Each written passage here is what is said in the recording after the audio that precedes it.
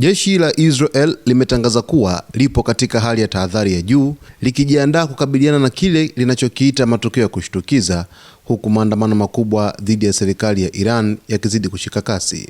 Hali hii imechochewa na vifo vya waandamanaji, hatua iliyosababisha Marekani kutoa vitisho vya uingiliaji kijeshi endapo mauaji hayo yataendelea. Irani kupitia viongozi wake wa juu imeonya vikali kwamba endapo Marekani itachukua hatua za kijeshi, basi Israel pamoja na kambi za jeshi la Marekani katika Mashariki ya Kati zitakuwa malengo ya mashambulizi ya kulipiza kisasi. Onyo hilo limeongeza hofu ya mlipuko mpya wa vita vikubwa katika eneo hilo. Kwa mujibu wa mashirika ya haki za binadamu, zaidi ya watu 600 wameuawa katika maandamano hayo, ingawa idadi halisi huenda ikawa kubwa zaidi kutokana na serikali ya Iran kukata huduma ya mtandao nchi nzima.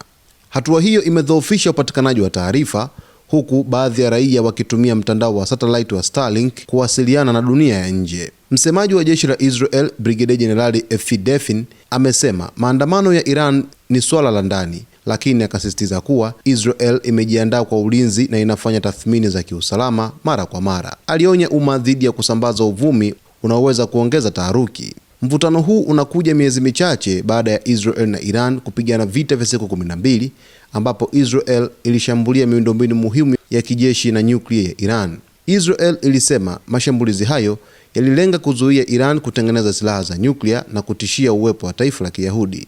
Rais wa Marekani Donald Trump ameongeza presha kwa Iran kwa kutangaza ushuru wa 25% kwa nchi yoyote itakayofanya biashara na Tehran.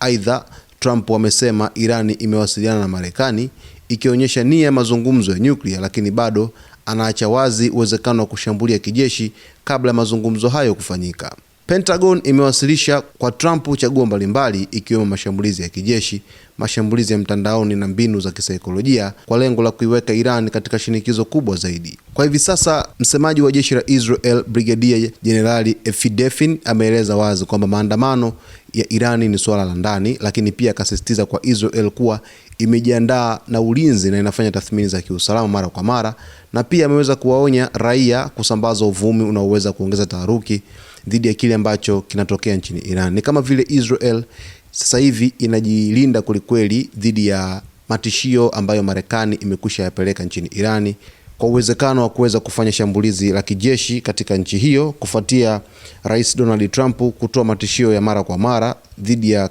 kama Irani itakiuka haki za waandamanaji nchini humo, lakini vile vile kuhusiana na mvutano ambao umezidi kwa kipindi kirefu baina yake yeye na Israel. Marekani inaweza kuchukua hatua madhubuti dhidi ya kuiadhibu Irani. Sasa mvutano ukiongezeka, jeshi la Israel linajipanga kwa sababu linafahamu kwamba Israel ni kati ya taifa ambalo litakuwa ni lengo dhidi ya Irani endapo mashambulizi yataanza dhidi ya taifa hilo kupitia Marekani. Basi Irani inaweza kujibu vikali mshirika wake Israel, lakini vile vile hata kambi zote za Marekani katika ukanda wa Mashariki ya Kati. Kwa taarifa zijazo, basi ni kusihi uweze kuwa karibu nasi wakati wote kwa kusubscribe, kulike, kucomment pamoja na kushare.